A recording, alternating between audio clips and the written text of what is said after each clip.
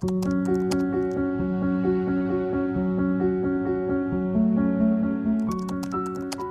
does our moon stay in orbit? Why isn't it crashing into Earth already? To answer that question, we will take a look at how gravity works.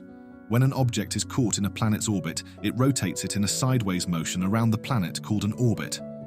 If you throw a ball far across the sky, it would be caught into Earth's gravity, letting it travel further for a while longer. But the difference between the moon's gravity and the ball's gravity is that the ball will eventually fall out of orbit and fall back down to the ground.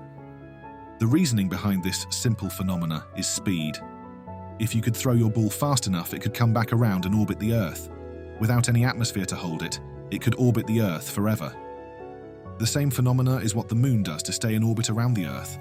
It falls sideways really fast with no air to slow it down. It orbits Earth every 27 days and travels at 3,600 kilometers per hour. As we begin to unravel the effects of this monument-sized event, let's remember this is purely speculative. The likelihood of such an event occurring is infinitesimally small for now. We can continue to gaze up at the moon with wonder and awe. So let's say the moon falls out of Earth's orbit. What would happen then? For starters, it would come plummeting towards us at tremendous speeds. What would be the fate of humanity? If the moon were to fall out of Earth's orbit, there is only one place it would wind up heading towards. Its trajectory would be straight for Earth, and our worries won't stop there. Many subsequent effects of the moon heading towards Earth would take place even before it's anywhere near Earth's atmosphere. Let's suppose that at the rate that the moon is spinning, it would take a year's time for the moon to come in contact with the Earth. What would happen during that time? If the moon were heading hurtling towards the Earth, nothing would change in the beginning. Scientists might observe and report about it, but nothing massive would happen in the start. But after a few weeks, past effects like severe weather anomalies will start to occur even before the moon was anywhere near the atmosphere of the Earth. Tides will rise as the sea levels increase from the increased gravity from the moon being nearer than before.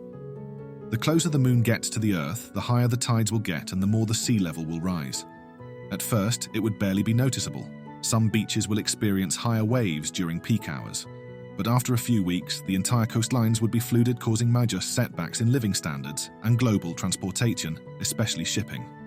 These effects will only get far worse as time progresses, as entire cities will be engulfed in tsunamis. Then the weather effects will progressively worsen as time progresses. Cities will be submerged in water as communications break down, leading to more instability.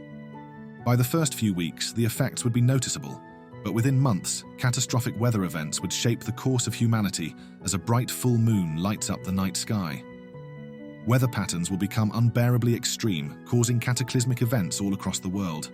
Massive flooding will ravage the continents, and due to the increased gravity in certain parts of the world, the Earth's surface will experience seismic tectonic activities, causing friction on the Earth's surface, which will lead to huge earthquakes and landslides.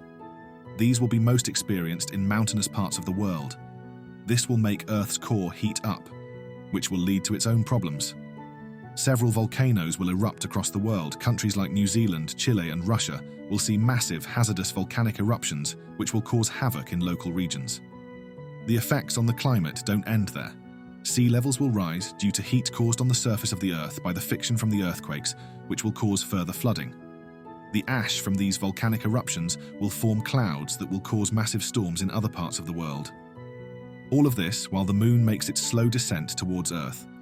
While apocalyptic levels of disasters will be occurring by the scale of the calamity, the moon itself will be facing its own fair share of problems.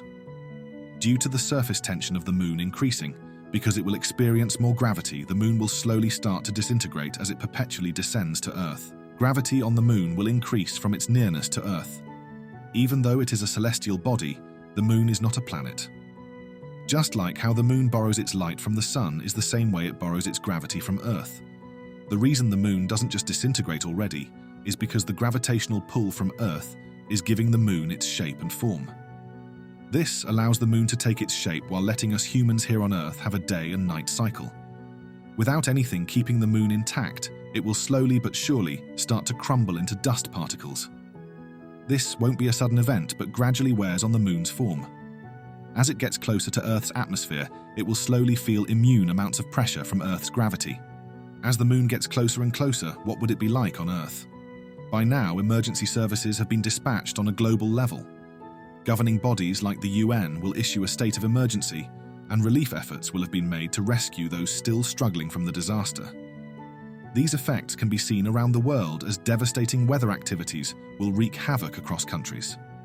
The consequences of the moon falling out of orbit for life on Earth would be diabolical. Whether humans could rebuild from this won't even be the question, but that's not all for Earth. Because the moon will be out of sync with Earth's orbit will start to shift. This will change the axle's tilt, which will have profound implications for the planets on its own. The day cycle will drastically change, and so will the duration of seasons. Due to this, crops will fail, leading to food storages and mass starvation. This will probably happen in parts of the world that are already facing low food supplies. Depending on the severity of the weather effects, it could lead to a mass extinction event, but don't be alarmed, dear viewers, efforts will be made to deter the effects of these harsh weather conditions. It's not exactly known how much can be salvaged from the rabble of these disastrous weather events. As long as there is humanity, there is hope. If you are curious to see what the initial collision would look like, then I am sorry to say, but there won't be a massive meteoric ground-moving destruction of Earth as you might have expected. Instead, because the moon will already be losing its form, it will disintegrate into a massive cloud of space dust that will hover above Earth's atmosphere. Florist auroras will illuminate the night sky. The sunlight will affect every individual particle of a crumbling moon, as we see a spectacle every night of a beautiful galactic sky filled to the brim with colors and wonders to behold. It would be a transcending sight every night for us to gaze upon. There is no knowing for sure what happens after this. The Earth can experience another set of difficulties trying to rebuild disrupted establishments for the catastrophic weather events. The success of our reconstitution of society won't be guaranteed. Some newer societies could emerge trying to live around the aftermath of the near ice age that occurred. It is likely that these socialites won't make it that far. But what is certain is that they will have a magnificent night sky to gaze up upon, with light sprinkling the night sky in an illuminant milky cloud. The future is quite uncertain from this point on. The dust follicles of the moon entering Earth's atmosphere could heat up our planet, causing long acid clouds spanning for centuries like on Venus. The moon follicles could also form a crust around the Earth, which will cause another ice age that could wipe out all civilization. Wherever the future might be heading, one thing is clear: space is a monumental frontier.